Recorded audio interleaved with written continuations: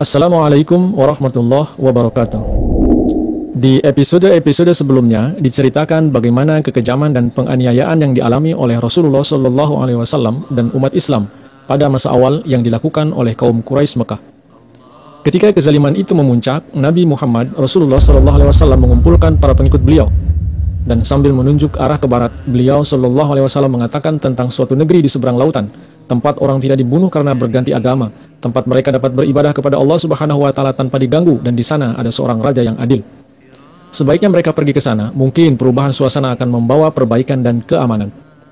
Sekitar tahun 613 atau 615 Masehi, berangkatlah serombongan kaum muslimin menuju negeri Abyssinia atau Habsah. Peristiwa hijrah ke Abyssinia ini kemudian dikenal juga sebagai hijrah pertama. Pada masa itu, di wilayah Abyssinia berdiri kerajaan Aksum yang beragama Kristen. Wilayah kekuasaannya meliputi Ethiopia dan Eritrea saat ini. Para rajanya dikenal atau mendapat gelar Negus, sedangkan Raja Aksum yang berkuasa pada saat itu kemungkinan adalah Asma bin Abjar. Asma bin Abjar bisa jadi adalah Negus, Armah, dan Ela Sahab. Serombongan kaum muslimin itu yang terdiri dari wanita, pria, dan anak-anak mengikuti nasihat Rasulullah SAW berangkat ke Abyssinia. Tercatat di antara para sahabat yang hijrah ke Abyssinia adalah Ja'far bin Abi Thalib yang menjadi pemimpin kelompok pertama, Sa'ad bin Abi Waqqas, Jasi ibnu Riyab, Abdullah ibnu Jas, Utsman bin Affan, Ruqayyah, istri Utsman bin Affan, Abu Huzaifah bin Utbah, Sahlah binti Suhail, istri Abu Huzaifah, Zubair bin Awam, Mushab bin Umair, Abdurrahman bin Auf, Abdullah bin Abdul Asad, Ummu Salamah, istri Abdullah bin Abdul Asad, Utsman bin Mahzun, Amir bin Rabi'ah, dan Laila binti Abi Asma, istri Amir. Hijrah berskala kecil dan sangat mengharukan. Orang-orang Arab memandang diri mereka sebagai penjaga Ka'bah, dan memang demikian kenyataannya. Untuk meninggalkan Mekah adalah suatu peristiwa yang sangat pahit, dan tidak ada seorang Arab pun yang mau berbuat demikian, kecuali jika kehidupannya di Mekah sudah sama sekali tidak mungkin. Sementara itu, orang-orang Mekah tidak sudi membiarkan gerakan semacam itu. Mereka tidak akan membiarkan orang-orang yang menjadi mangsa itu melarikan diri dan mempunyai kesempatan sedikit untuk hidup di tempat lain. Maka rombongan itu membuat persiapan untuk perjalanan itu dengan diam-diam dan sangat rahasia, dan keberangkatan pun terpaksa dilakukan tanpa minta diri dari sanak saudara dan handai tolan. Tetapi keberangkatan mereka disetujui juga oleh beberapa orang dan tidak urung memberi kesan kepada mereka. Umar bin Khattab yang kemudian menjadi khalifah Islam yang kedua, pada saat itu masih belum beriman dan menjadi musuh penganiaya kaum muslimin. Secara kebetulan beliau berjumpa dengan beberapa anggota rombongan itu.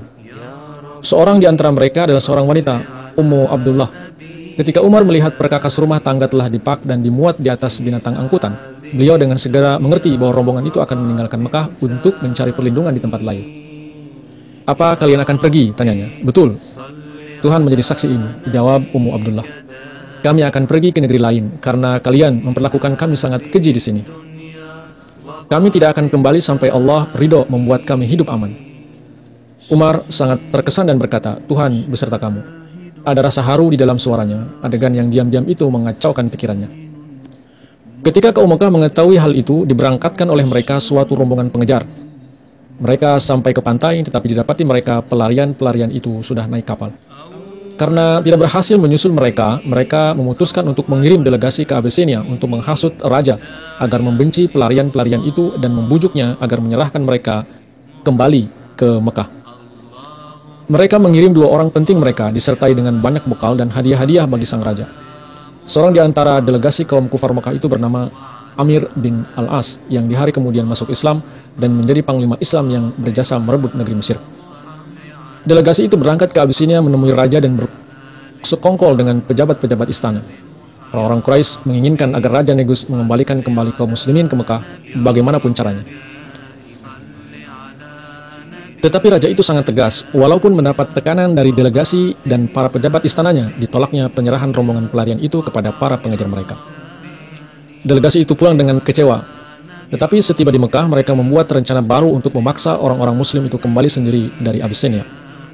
Kepada kafilah-kafilah yang menuju ke Abyssinia disebarkan desas-desus bahwa seluruh Mekah telah menerima Islam. Ketika kabar itu sampai ke Abyssinia, beberapa orang muslim dengan gembira pulang kembali ke Mekah. Tetapi setibanya di Mekah, mereka ketahui bahwa kabar itu hanya isapan jempol dan tipuan belaka. Beberapa orang kembali lagi ke Abyssinia, tetapi sebagian lain memutuskan tetap tinggal di Mekah lagi. Di antara mereka terdapat Utsman bin Mahzun, anak salah seorang pemimpin kabilah Mekah. Utsman mendapatkan perlindungan dari sahabat ayahnya, Walid bin Mughirah, dan dapat hidup dengan aman tentram. Tetapi disaksikannya bahwa orang-orang muslim lainnya terus menanggung penderitaan aniaya yang kejam. Hal itu menjadikannya sangat gelisah. Ia pergi kepada pelindungnya, Walid bin Mughirah, untuk membatalkan kesediaan mendapatkan perlindungan. Ia merasa tidak patut mendapat perlindungan sementara orang-orang muslim lainnya terus menderita. Walid mengumumkan hal itu kepada kaum Mekah. Pada suatu hari, Labid, ahli syair kenamaan dari Arabia, duduk di antara para pemimpin Mekah membawakan syairnya. Dibacanya satu baris yang mengandung arti bahwa segala karunia akan habis juga akhirnya. Utsman dengan tegas menyangkalnya dengan berkata, nikmat-nikmat surga itu kekal. Labid yang tidak biasa disangkal demikian naik darah dan berkata, kaum Quraisy, tamu-tamumu tak pernah dihina demikian sebelum ini. Sejak mana cara ini dimulai? Untuk menenteramkan hati Labid, salah seorang dari antara para pendengar bangkit dan berkata, teruskan dan jangan hiraukan orang tolol itu. Utsman menegaskan bahwa ia tidak mengatakan sesuatu yang tolol. Hal itu membangkitkan marah orang Quraisy. Ia menyergap Utsman dan memukul keras matanya. Walid hadir pada peristiwa itu. Ia adalah sahabat karib ayah Utsman. Ia tidak sampai hati melihat perlakuan itu terhadap anak almarhum sahabatnya. Tetapi Utsman tidak lagi secara resmi dan dalam perlindungannya, dan adat Arab melarangnya sekarang untuk berpihak kepadanya. Jadi ia tidak dapat berbuat apa-apa. Dalam setengah marah dan setengah kesal disapanya Utsman. Wahai anak sahabatku, kamu dapat menyelamatkan matamu andaikan kamu tidak membatalkan perlindunganku. Kamu hanya dapat menyesali dirimu terhadap berbuat demikian.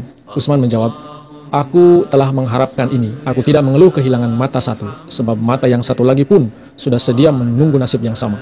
Ingatlah, selama Rasulullah SAW menderita, kami tidak menghendaki keamanan. Akhirnya, setelah Rasulullah SAW hijrah ke Madinah dan umat Islam mendapatkan keamanan dan kemerdekaan, maka umat Islam yang hijrah ke Abyssinia pun mendapatkan karunia untuk mengikuti Rasulullah SAW hijrah ke Madinah. Simak kelanjutan sejarah hidup Nabi Muhammad di video-video berikutnya. Terima kasih. Assalamualaikum warahmatullahi wabarakatuh.